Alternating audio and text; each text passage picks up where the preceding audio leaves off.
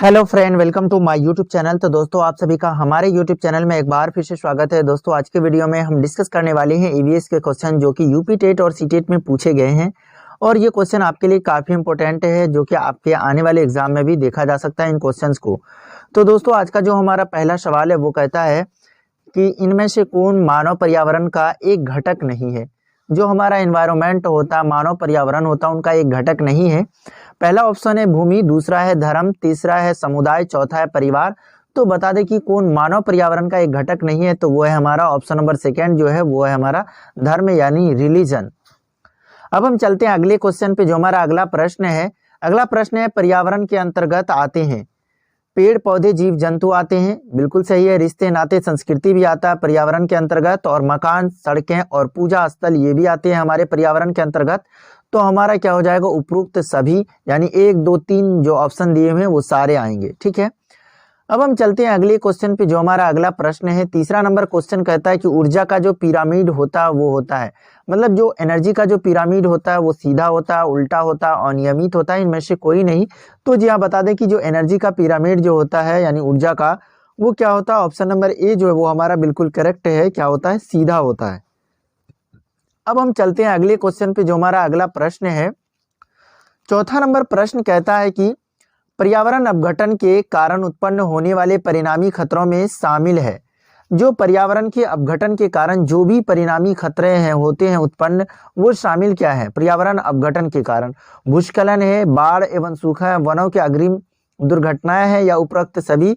तो पर्यावरण के अपघटन के कारण जो उत्पन्न होती है वो क्या होता है, बाढ़ एवं सूखा।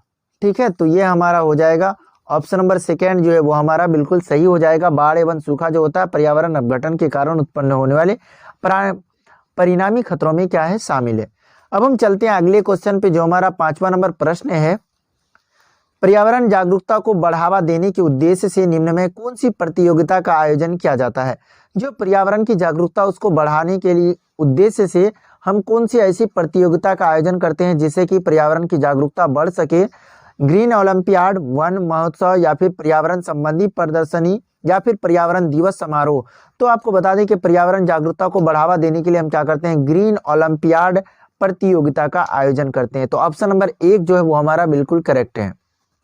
अब हम चलते हैं अगले क्वेश्चन पे। जो हमारा छठा नंबर प्रश्न कहता है कि स्कूलों में पर्यावरण के प्रति जागरूकता लाने हेतु छात्रों की मानसिकता में बदलाव लाने में कौन सी रणनीति कारगर सिद्ध होगी?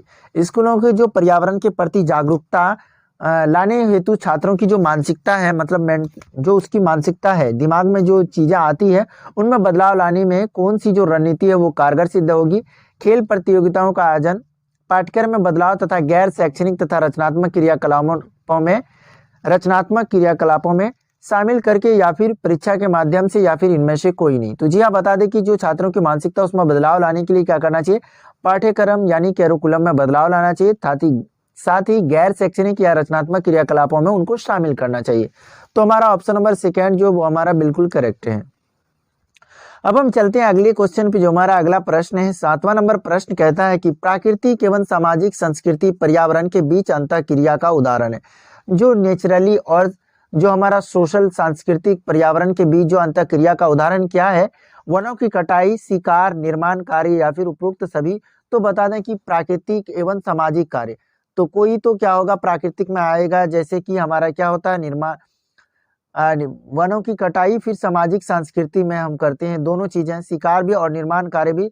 तो इसमें जो सारे जो है वनों की कटाई हो, चाहे फिर शिकार हो, निर्माण कार्य हो, ये तीनों जो हमारा क्या हो जाएगा, प्राकृतिक और सामाजिक संस्कृति पर्यावरण के बीच अंतःक्रिया का उदाहरण है। तो हमारा ऑप्शन नंबर 4 जो है वो हमारा बिल्कुल करेक्ट हो जाएगा, उपरोक्त सभी। अब हम चलते हैं अगले क्वेश्चन पे। जो हमारा 8वां नंबर प्रश्न कहता है कि एक पोषण स्तर से दूसरे पोषण स्तर पर ऊर्जा का कितना भाग स्थानांतरित होता है? जो पोषण का जो स्तर है, एक स्तर से दूसरे स्तर पर ऊर्जा का कितना भाग स्थानांतरित होता है? ठीक है, तो 2.5%, या फिर 30% यानी 30%, या फिर 50%, या फिर 10%। तो आपको बता दें कि पोषण के एक स्तर से दूसरे स्तर पर जो ऊर्जा का भाग जो ट्रांसफर होता है वो कितना होता है, 10% होता है। तो हमारा ऑप्शन नंबर 4 जो है वो हमारा बिल्कुल करेक्ट है। 1 2 3 ये तीनों जो है गलत है, ऑप्शन नंबर 4 ही करेक्ट हो जाएगा। एक स्तर से दूसरे स्तर में कितना होता है ऊर्जा का स्थानांतरण, तो 10% होता है। अब हम चलते हैं अगले क्वेश्चन पे, जो हमारा 9वां नंबर प्रश्न कहता है कि खाद्य श्रृंखला में ऊर्जा का जो प्रवाह होता है, जो खाद्य श्रृंखला जो होता है उसमें ऊर्जा का प्रवाह किस दिशा में होता है? एक दिशीय होता है, बहुदिशीय होता है, उभयदिशीय होता है या चक्रीय होता है? तो बता दें कि जो खाद्य श्रृंखला में ऊर्जा का जो प्रवाह होता है वो क्या होता है? एक दिशीय होता है, यानी यूनिडायरेक्शनल होता है। क्या होता है? यूनिडायरेक्शनल। ठीक है, मल्टी डायरेक्शनल नहीं होता है, यूनिडायरेक्शनल होता है। ठीक है, अब हम चलते हैं अगले क्वेश्चन पे, जो हमारा अगला प्रश्न है 10वां नंबर क्वेश्चन कहता है कि इनमें से कौन पर्यावरण का हिस्सा नहीं है? इनमें से कौन जो है जो पर्यावरण का हिस्सा नहीं है? जल का विनाश, ये पर्यावरण समस्या नहीं है। क्या है? हिस्सा नहीं, समस्या नहीं है, मतलब कि जो पर्यावरण के लिए समस्याएं नहीं है। जल का विनाश वो हमारे लिए क्या है? पर्यावरण का समस्या है। जल का संरक्षण वो तो हमारे लिए फायदा होगा। वनों की कटाई ये भी समस्या है एक। भूमि अपदरण ये भी हमारी समस्या है। तो समस्या क्या नहीं है? जल संरक्षण। अगर हम जल संरक्षण करेंगे तो यह पर्यावरण के लिए समस्या नहीं है। तो हमारा यही जो नहीं है वही सही है। और ये तीनों जो है 1, 3 और 4 जो है ये सभी क्या है? समस्याएं हैं। लेकिन हमको पूछा है कौन समस्या नहीं है, तो जल संरक्षण नहीं है। तो ऑप्शन नंबर सेकेंड जो है वो हमारा बिल्कुल करेक्ट हो जाएगा। अब हम चलते हैं अगले क्वेश्चन पे, जो हमारा अगला प्रश्न है 11वां नंबर प्रश्न कहता है कि पारितंत्र में ऊर्जा का प्राथमिक स्रोत क्या है? जो परितंत्र में ऊर्जा का जो प्राथमिक यानी प्राइमरी जो सोर्स है वो क्या है? तो वनस्पति है, सूर्य प्रकाश है, परमाणु ऊर्जा है या फिर भोजन है? तो क्या है? परितंत्र में ऊर्जा का जो प्राइमरी सोर्स है वो क्या है? सूर्य का प्रकाश है। ऑप्शन नंबर सेकेंड जो वह हमारा बिल्कुल सही है, यानी क्या? सनलाइट। ठीक है, ये आपको ध्यान रखना है। अब हम चलते हैं अगले क्वेश्चन पे, जो हमारा अगला प्रश्न है 12 नंबर प्रश्न कहता है निम्न में से कौन सा पर्यावरण अध्ययन का घटक नहीं है? कौन जो है पर्यावरण अध्ययन का जो है क्या है? घटक नहीं है। मानव, वायुमंडल, जलमंडल, सौरमंडल? तो आपको बता दें कि कौन सा पर्यावरण अध्ययन का घटक नहीं है? मानव भी है, वायुमंडल भी है, जलमंडल भी है। ये तीनों क्या है? पर्यावरण अध्ययन का घटक है। लेकिन हमारा सौर मंडल नहीं है। ठीक है, तो ऑप्शन नंबर 4 जो है वो हमारा बिल्कुल सही हो जाएगा। ठीक है, तो पर्यावरण घटक नहीं है तो सौर मंडल। अब हम चलते हैं अगले क्वेश्चन पे, जो हमारा अगला प्रश्न है 13 नंबर प्रश्न कहता है कि पर्यावरणीय असंतुलन का कारण है। जो पर्यावरण में अनबैलेंस हो रहा है वो किसके कारण हो रहा है? पर्यावरणीय चेतना का अभाव, बिल्कुल सही है। भौतिकतावादी सोच, ठीक है, भौतिकवादी सोच, भोगवादी प्रकृति, तो इन तीनों की वजह से क्या है? पर्यावरण असंतुलन का कारण है। तो ऑप्शन नंबर 4 जो है वो हमारा बिल्कुल करेक्ट हो जाएगा। क्यों? ऑप्शन नंबर 1, 2, 3 तीनों के कारण है। अब हम चलते हैं अगले क्वेश्चन पे, जो हमारा 14 नंबर प्रश्न कहता है पृथ्वी पर ऊर्जा का चरम स्रोत है। पृथ्वी पर ऊर्जा का चरम स्रोत है। पवन है, सूर्य है, पौधे और जानवर है। तो पृथ्वी पर किसके कारण जो है ऊर्जा का चरम स्रोत है? तो वो क्या है? हमारा ऑप्शन नंबर सेकेंड जो है वो हमारा बिल्कुल करेक्ट है। ठीक है, सूर्य, यानी कि क्या है? सन। पृथ्वी पर ऊर्जा का चरम स्रोत। अब हम चलते हैं अगले क्वेश्चन पे, जो हमारा अगला प्रश्न है 15वां नंबर प्रश्न कहता है कि निम्नलिखित में से कौन सी खाद्य श्रृंखला घासीय मैदान की नहीं है? कौन सी जो है खाद्य श्रृंखला क्या है? घासीय मैदान की नहीं है। कीट, मेढक, सांप ये तो घासीय मैदान में पाया जाता है। खरगोश, लोमड़ी, शेर ये भी पाया जाता है। और उसके बाद चूहा, सांप, गिद्ध ये सब क्या है? घासीय मैदान का होगा। लेकिन हमको पूछा है कौन घासीय मैदान का नहीं है, तो वो क्या हो जाएगा?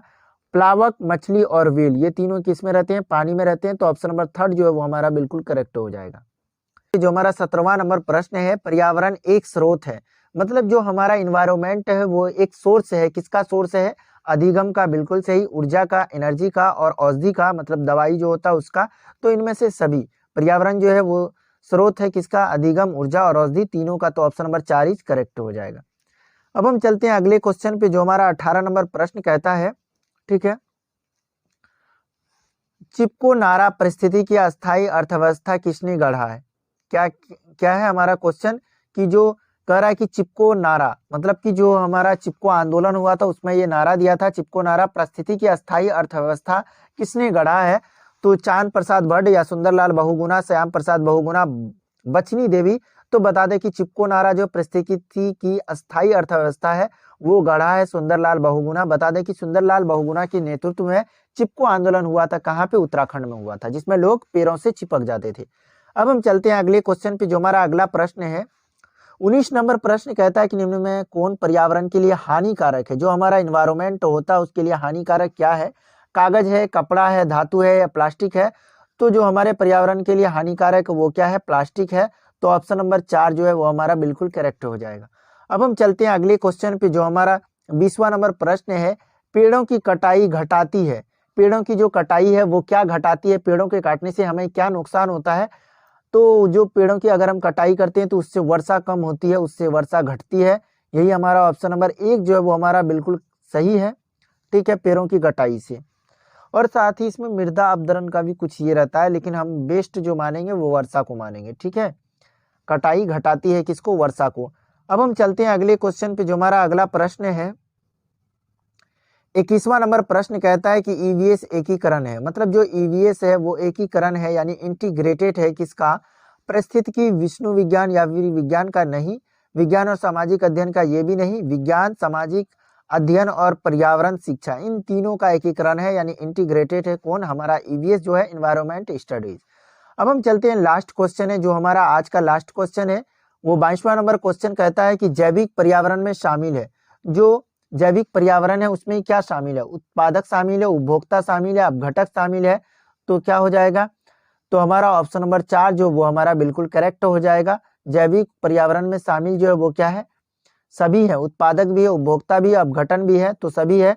तो दोस्तों आई होप हमने टोटल आज यहाँ पे 22 क्वेश्चन किए हैं, आपको सारे क्वेश्चन समझ में आए होंगे। अगर आपको किसी भी क्वेश्चन पे कोई भी डाउट है तो आप कमेंट बॉक्स में कमेंट करके पूछ सकते हैं। और हाँ दोस्तों, अभी तक आपने हमारे यूट्यूब चैनल को सब्सक्राइब नहीं किया है तो सब्सक्राइब करें और इस वीडियो को अपने दोस्तों के साथ शेयर करें। तो दोस्तों मिलते हैं अगले वीडियो में। Thank you, bye.